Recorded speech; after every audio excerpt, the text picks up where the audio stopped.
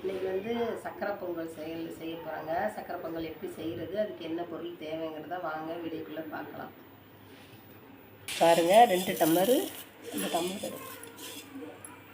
இந்த டம்ளரில் 3 டம்ளரு அரிசி எடுத்துருக்குறேங்க. ஒரு 3 டம்ளர் அரிசி எடுத்துருக்கேன். 3 டம்ளர் பச்சரிசி எடுத்துருக்காங்க. இப்போ இது 3 டம்ளருக்கு 3/4 டம்ளரு பாசிப்பருப்பு. இது அப்படி போட்டால் தான் நல்ல டேஸ்ட்டாக இருக்கும். இப்போ வந்து இதை நல்லா கழுவிடலாங்க.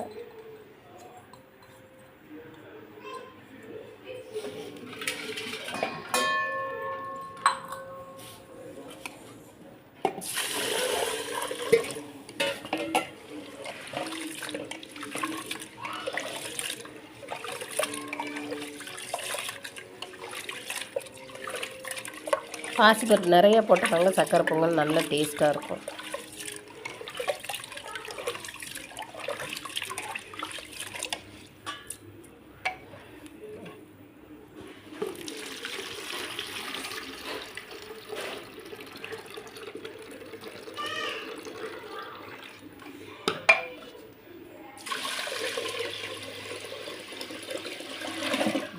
தண்ணி வந்துடும் பாருங்கள். ஏலக்காயும் இதோட போட்டுடலாங்க. அரிசி நல்லா கழுவிட்டேன். இப்போ அதுக்கு தேவையான அளவு தண்ணி ஊற்றுவோம். 3 டம்ளரு, 1 டம்ளருக்கு 2 டம்ளர் தண்ணி ஊற்றணும். இப்போ இதில் 3 சொம்பு தண்ணி ஊற்றிடலாம். 6 டம்ளர் ஆச்சு.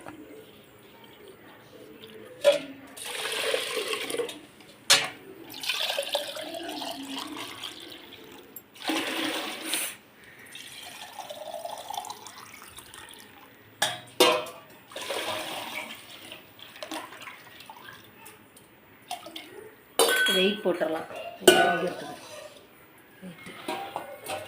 3 டம்ளர் சக்கரை பொங்கலுக்கு 4 விசில் வரட்டும். 4 விசில் வந்த உடனே சொல்லி பூராத்தையும் தண்ணியில் கழுவிட்டேங்க. இப்போ இதை வச்சிடலாம். அடுப்பில் வச்சு கொஞ்சம் தண்ணி ஊற்றி வச்சிடலாம். கொஞ்சமாக ஊற்றணும், நிறையா ஊற்றக்கூடாது. இந்த தண்ணி மட்டும் கொஞ்சோண்டு வச்சுட்டு அடுப்பை ஆன் பண்ணும்போது உங்களுக்கு வீடியோ காமிக்கிறேன். பாருங்கள், விசில் வரப்போகுது. இப்போ 4 விசில் வந்தோடனே ஆஃப் பண்ணிடணும். அதுக்குள்ளேயே நம்ம வந்து இந்த பக்கம் வந்து வெல்லம் வந்து கொஞ்சம் பாகு காய்ச்சிடலாம். காய்ச்சிட்டு அந்த ஸ்டவ்வை ஆஃப் பண்ணிவிட்டு இது அப்படியே தண்ணியாட்டம், ரொம்பலாம் இதோட தண்ணியாட்டம் இருந்தால் போதும். அப்படியே எடுத்து பொங்கலில் ஊற்றிட வேண்டியதுதான். ஊற்றிட்டு பாருங்கள், நெய் எடுத்து வச்சுருக்கேன். நெய்யில் முந்திரியும் திராட்சையும் வறுத்துடணும். வறுத்துட்டு பொங்கலில் ஊற்றிக்க வேண்டியதுதான். ஊற்றி கிளற வேண்டியதுதான். நெய் நல்லா காஞ்சிருச்சுங்க. இப்போ முந்திரி திராட்சையும் போட்டுடலாம்.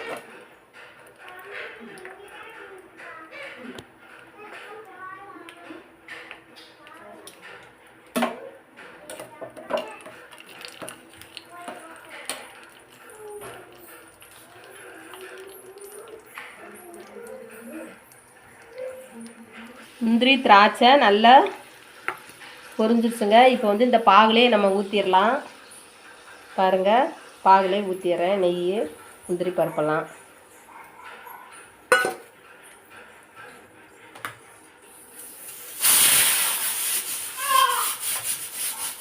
முந்திரி திராட்சை எல்லாமே இந்த நெய்யிலே ஊற்றிட்டு இந்த வெள்ளைப்பாகுலே ஊற்றிட்டேங்க.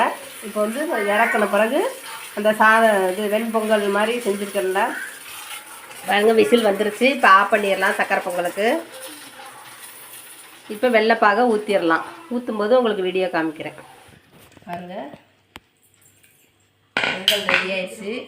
இதே மாதிரி பாகு காய்ச்சி ஊற்றி நீங்களும் செஞ்சு பாருங்கள், நல்லா டேஸ்ட்டாக இருக்கும். வெள்ளைப்பாக ஊற்றிடலாம். அதில்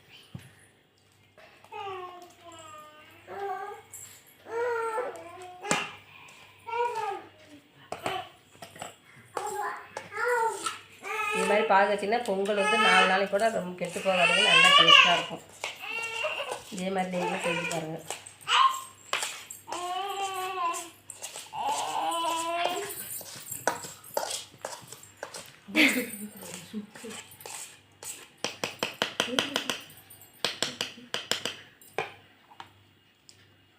வந்து நல்லா கிளறி விட்டுலாம்.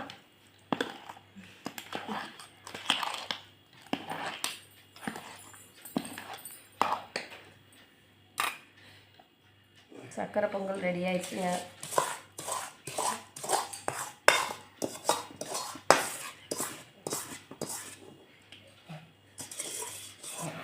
கம்மன்னு வாசம் அடிக்குதுங்க, நெய் வாசம், ஏலக்காய் வாசம். இதை வந்து ஒரு 10 நிமிஷம் அப்படியே வெயிட் போடாமல் அப்படியே மூடி வச்சுருவோம். மூடி வச்சோம்னா நல்லா கெட்டி ஆயிருங்க. அதுக்கப்புறம் உங்களுக்கு வீடியோ காமிக்கிறேன். இப்போ வந்து மூடி வச்சிடலாம் 10 நிமிஷம். 10 நிமிஷம் ஆச்சுங்க, நல்லா கெட்டி ஆயிடுச்சு. இதே மாதிரி நீங்களும் சக்கரை நல்லா டேஸ்டாக இருந்தால் லைக் பண்ணுங்கள், ஷேர் பண்ணுங்கள், கமெண்ட் பண்ணுங்கள், பெல் பட்டனை கிளிக் பண்ணுங்க. ஃப்ரெண்ட்ஸ்க்கெல்லாம் ஷேர் பண்ணுங்கள். அடுத்த வீடியோவில் பார்க்கலாம்.